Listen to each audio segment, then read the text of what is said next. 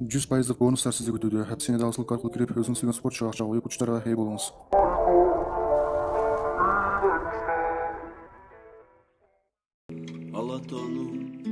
Шакарап сүрөт болуптур. Интернетке Текебаев, Бабанов жана Атамбаевдин уулунун тойдо түшкөн сүрөтү тарады.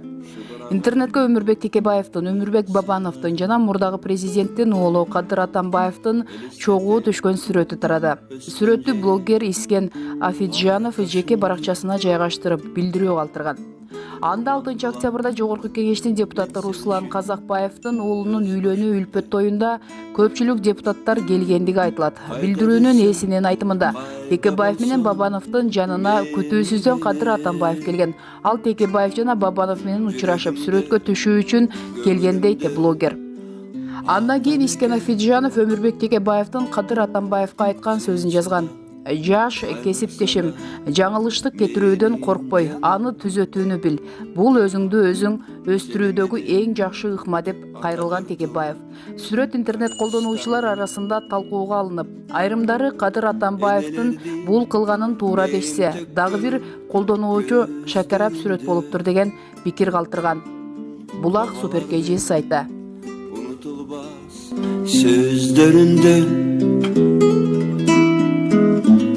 Da, kaygırsa da benim canım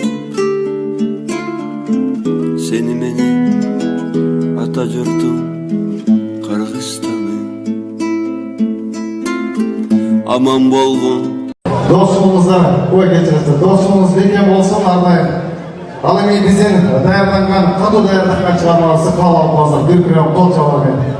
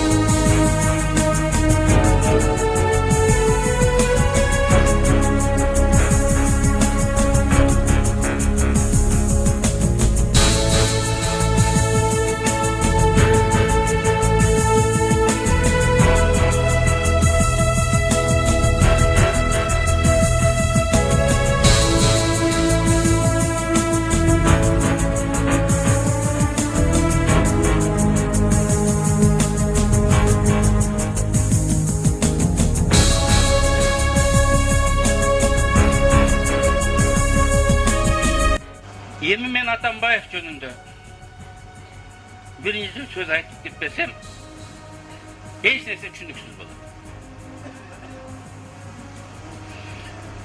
Биз Атамекен партиясы биринчи болуп Атамбаев бийликти узурпациялап атат.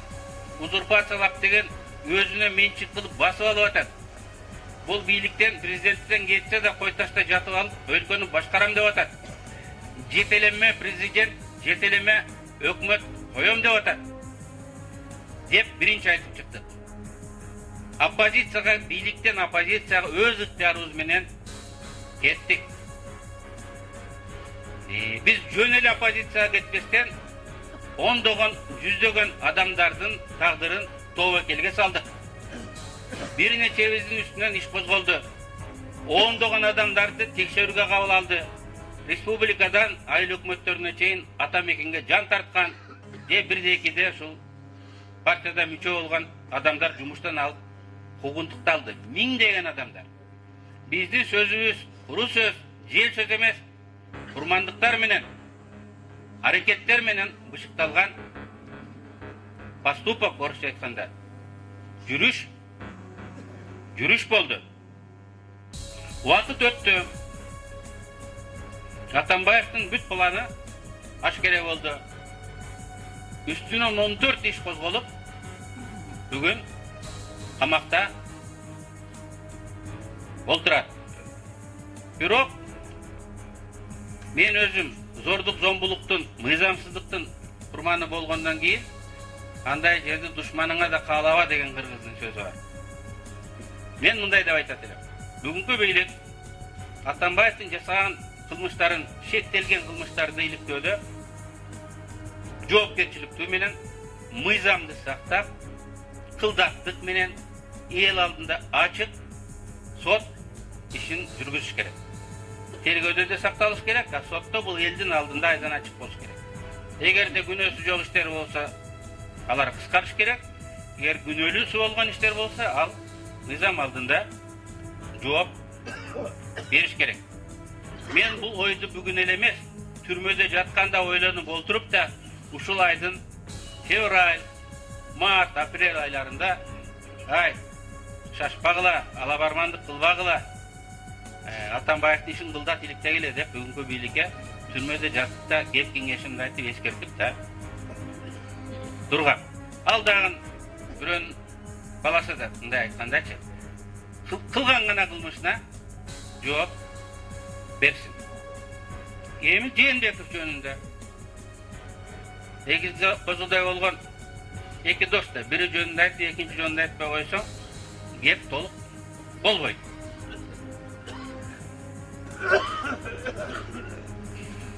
Мен түрмөдөн чыккан күнү кичине брифинг, кыскача ак жалында интервью берип, Сооронбай Жээнбеков жөнүндө жакшы сөз айтты. Интернет мейкининде сындап эле жатып калды. Содырлашып чыккан турбайбы? Сыныптыр. Кошоматчылык кылып атат деп. Бирок мен ошол сөзүмдү ушул жерде дагы кайталап койгум келет. Биз душман болсо, Атамбаевден менден өткөн душман болбош керек. Ошондо деле айтып атам, адилет болойлук, мыйзам сакталсын, акыйкат соттолсун деп. Жээнбековдин жасаган иштерин дагы туура болсо туура, туура эмес болсо туура эмес деп биз айтышыбыз керек, аны айтабыз. Бул эки дос чырдашты дейт, бийлик талашты дейт. Дагы бир нерсе талашты билбейбиз. Анан жаңжалдашып элди кыйнап атат деген ой пикир турат. Бул балким кандайдыр бир даражада чындыр. Муну мотив деп коет. Себеп эмне экени бизге белгисиз. Чынын айтсам, мени ал кызыктырбайт. Тарыхчы, саясатчы, мамлекеттик ишмер катары мени иштин жыйынтыгы кызыктырат. Анткени биз түзүлгөн система иштин жыйынтыгы аркылуу баа бериле турган система да. Жыйынтыгы эмне болду? Жыйынтыгы мурунку президент жасаган былык иштер ачылды. Үстүнөн иш козголуп, экс-президент деген статус алынып, бүгүн тергөө абагында. Бул эмнеси менен жакшы? Көп айтат. Бул эмнеси менен жакшы? Бул жаман иш да депчи. Бул Кыргызстанда түшпөс кан болбойт деген чындыкты дагы бир жол бекемдеди. Орозо Исаховнун башкасынын баары мыйзам алдында коомдук салып отурат. Түштүк Корея абдан өнүккөн өлкө, аларда 8 президенти камалган. Бирөө атылган, бирөө жардан секирип, сотко жетпей, жардан секирип набат болгон. Жакында эле бир атасы атып өлтүрүлгөн бир аял президент болду. Аны дагы сенин подругаң, ортагың кеңеш элди башкарган экен деп, ошону үчүн камалып отур. Биз дагы ошол жол менен кеттик. Эгерде кийинки ошондой салт салынды, Сооронбай Жээнбеков ошол салтты улап атат. Эгерде ал өзү жаман иштесе, 4 жыл. 4 жылдан кийин мыйзам алдында жооп берет. Бүгүнкү эле көзү тирүү адамдар андан да сурап алабыз. Ал Атамбаев ушундай тагдырга кириптер кылуу менен өзүнө чоң жоопкерчилик алды. Өзү чоң тобокелчиликке барды.